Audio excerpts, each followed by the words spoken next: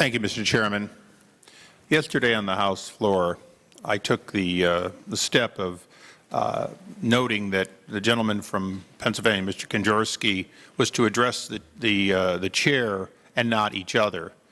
I did so for a reason. This today is the place in which we need to speak to each other, hopefully causing the outcome of a conference with what, at least from my side of the aisle, appears to be two flawed bills to be better. I may ultimately, Senator Dodd, vote against the final bill. But if, as my chairman, Chairman Towns, said, we can improve further the transparency that comes out in this bill, if we can find places where we can make it better in each of our respective sections, then regardless of whether or not this was a bipartisan bill at the end, it will be a better bill for the American people. Now, I've only been in Congress for 10 years, and when I say that back home, they sort of snicker because I was the guy that was going to go for 2, change the world, and go back to business. But this is a problem that is not Republican, is not Democratic.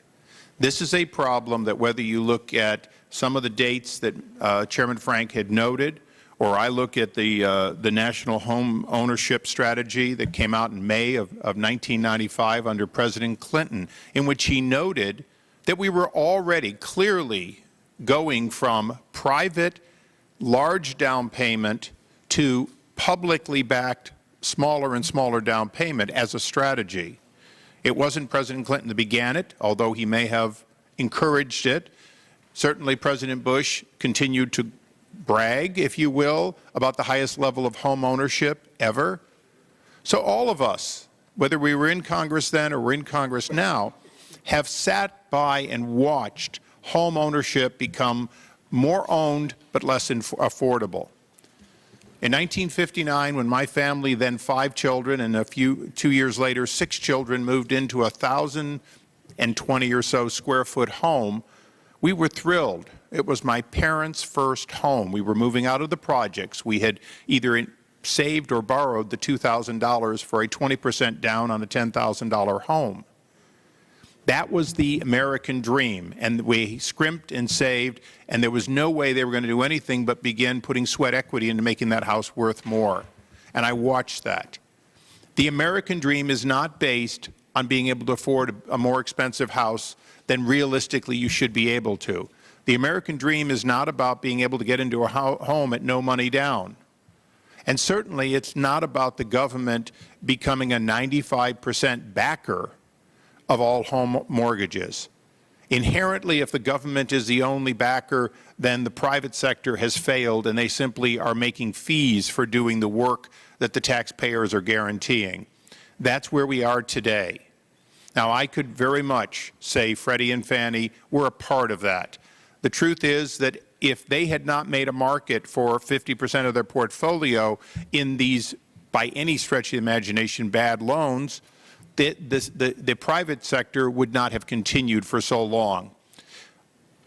My committee's jurisdiction and what I will be working on, if given the opportunity over the next few weeks or months, however long the chairmen have indulgence, is trying to put additional transparency into the government side of it.